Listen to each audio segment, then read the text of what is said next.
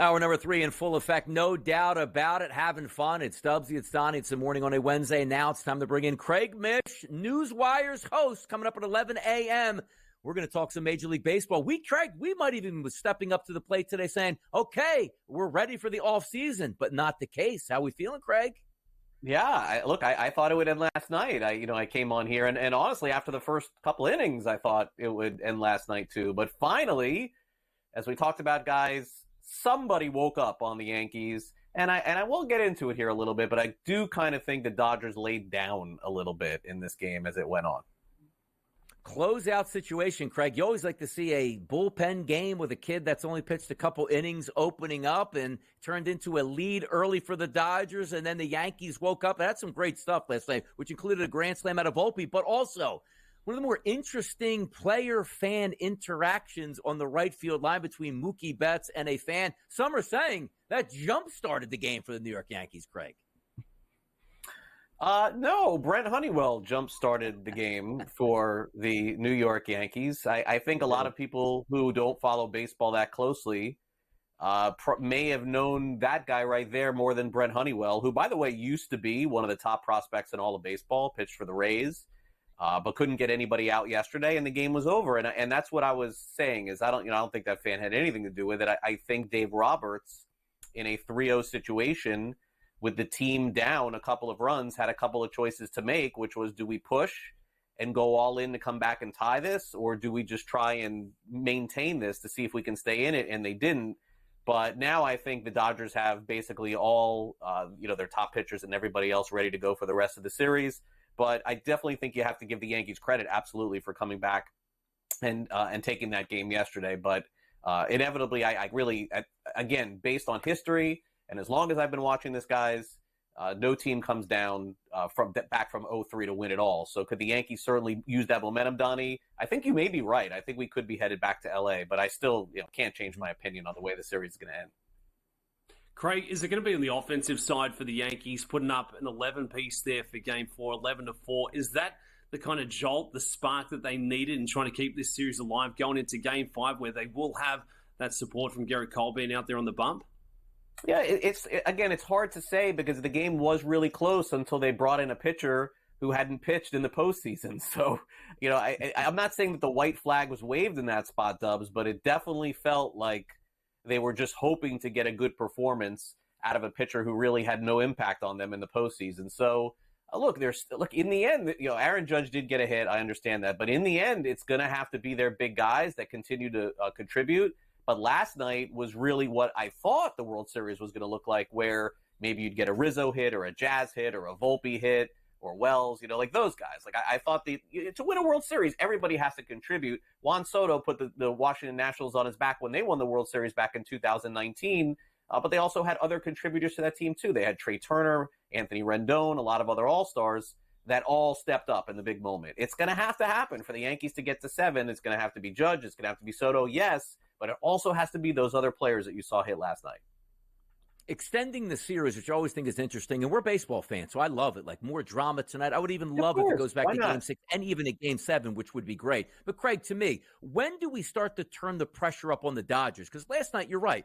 Closeout game, bullpen situation, guys that haven't pitched before, let's just see what happens. You give that away. Gerrit Cole steps on the mound tonight. When do you think that pressure starts to hit where Dave Roberts goes, okay, it's time to close this out? Because 6 and 7, if it does get back to L.A., it feels like for me, game number 6 still would be on the Yankees to try to win that. But if it gets to a game number 7, I can't imagine what that clubhouse is feeling like with the Dodgers. Yeah, I think we're still, Donnie, far away from that happening. We are. It's hard to envision that scenario where the Yankees win tonight and then they win Game 6. I think probably if the Yankees win tonight, then there would be some pressure going into that. But then again, like the difference is in the series, not that home field advantage means a lot, but you're going to have that Dodger crowd going crazy again for them. And then any nervousness is sort of out. Like there's not going to be that kind of energy. I mean, a lot of people have said that the energy in Los Angeles at Dodger Stadium was as strong as it ever has been for any game in those first 2 games of the series. So I would imagine, and again, maybe I'm not the right person here because I thought the Yankees, I thought this was going to be over. Initially, I thought the Yankees were going to win the World Series. So fading me has been the way to go in the World Series for sure. But I do think in the end the Dodgers will win. I don't know when it'll be, 5, 6, 7. You know, it's funny, last night I was at my son's baseball practice, guys, and they were all asking me because, you know, it's like, oh, he's the expert, right? And I was like, well, you know, we did see the NHL Stanley Cup Finals, the Florida Panthers go up 3-0. Edmonton came back 3-3, and then the Panthers had to win in Game 7. So in sports, it's not unreasonable to think that it can't happen.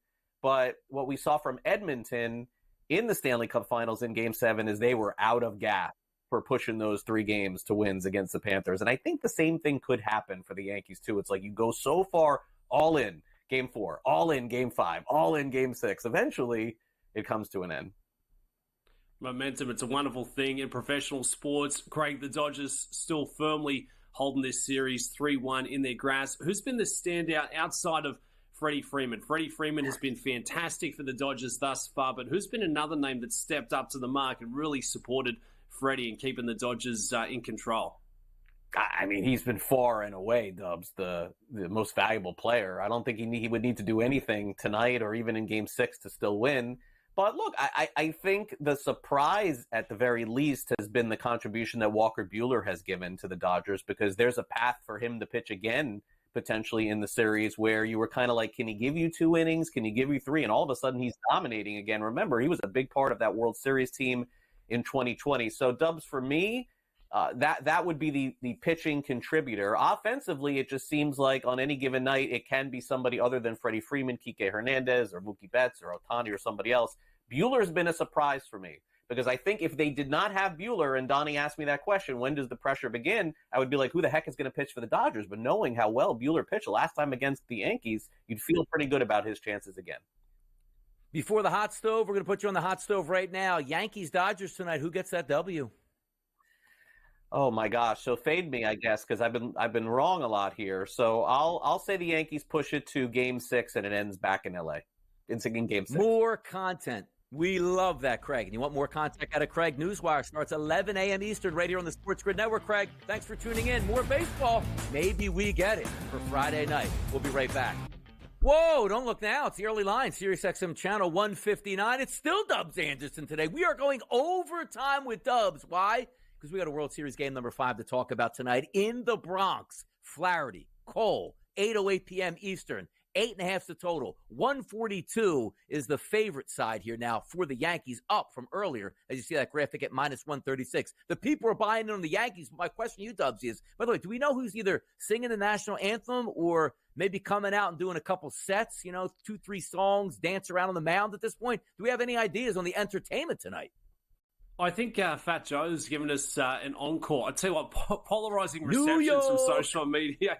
Ice Cube out here in the West Coast. Fat Joe, apparently he didn't step up and give us prime time. I guess it was back in '96 where Fat Joe was still a thing. But excited for this one, Donnie. It doesn't get much bigger.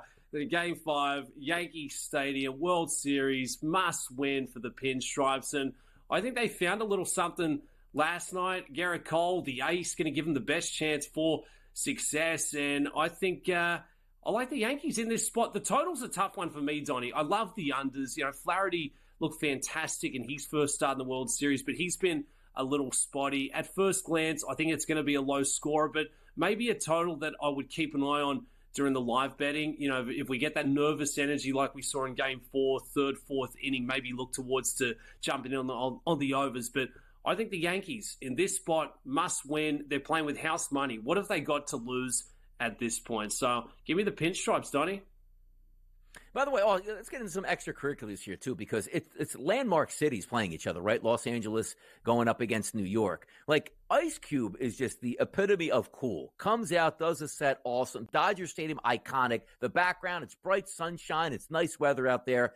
Do you feel like coming back to New York, it's supposed to be colder weather, which is actually not right now, your normal everyday stadium for Yankee Stadium, which they have now, and, Fat Joe comes out. Do you feel like Fat Joe was like a last option where they went down like a list of people and didn't show up? Like, they didn't just call Fat Joe, like, you're the guy we want here for game number 3 and hype it up. Do you feel like that was turned down like multiple times? Yeah, I feel like, when you've got a good friend's birthday and you've completely missed the boat saying, oh, no, it's tomorrow. Let me hop on Cameo. Mm-hmm. I can get David Hasselhoff to give us a $10 birthday shout-out. That's how I feel about Fat Joe showing up to perform at the World Series. Where's Jay-Z?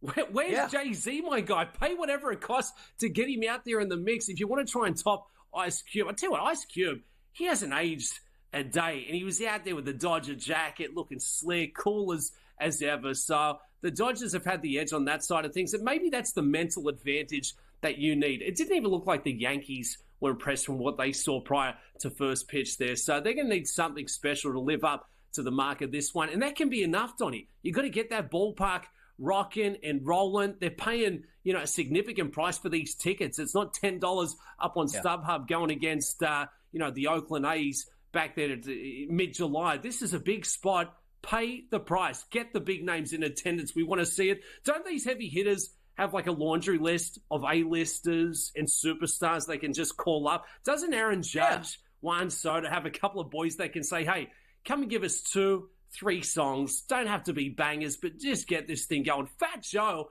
hasn't been fat in 20 years, and he's back in the mix. True. I'm sorry. We could have done better.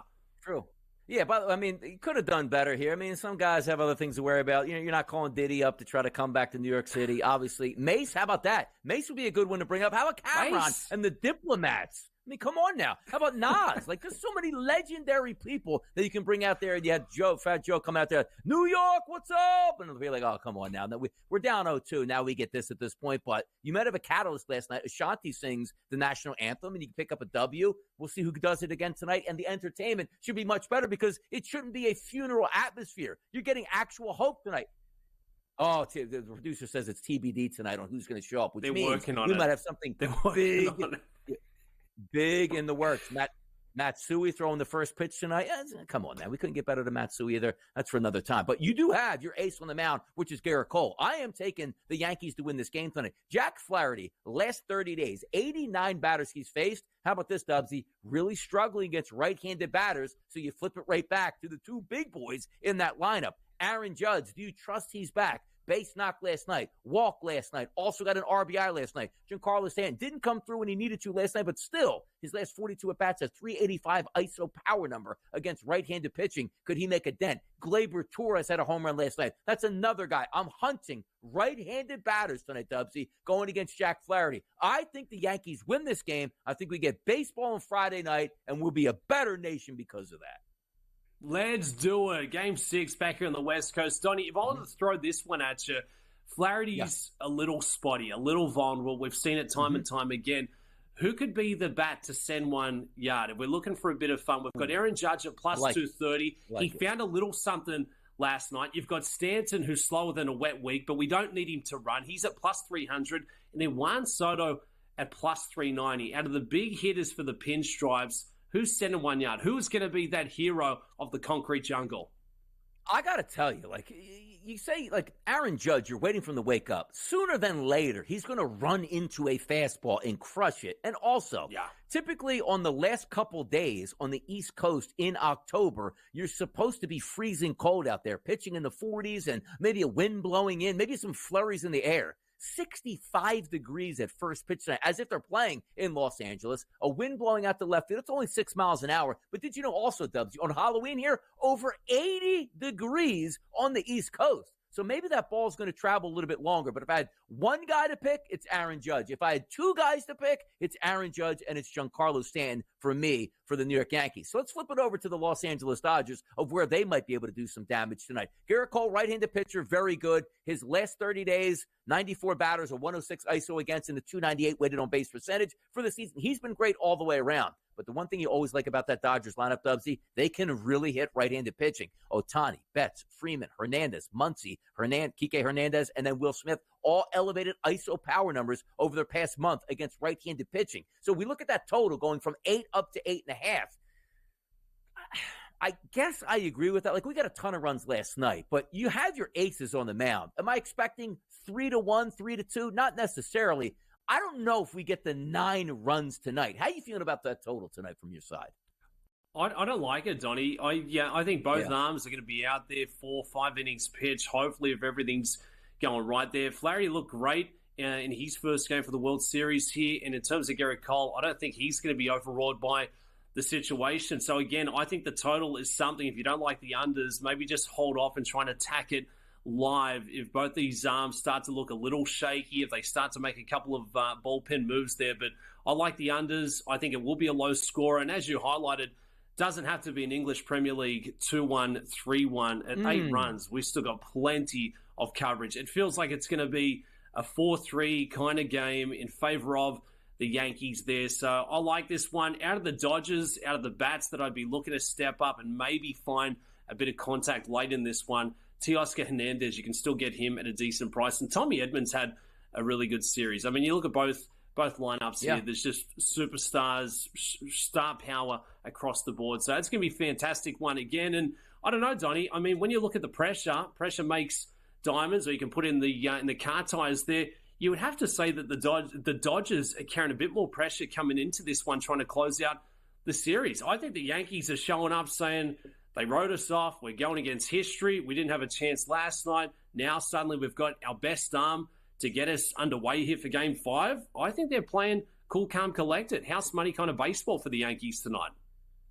Dubs, question for you, too, because I know the fans got ejected last night from that game, but I don't think they're banned from the ballpark. What are the odds in the over-under tonight? They find their way on the TV screen by being in the ballpark again, Dubsy. What do you think?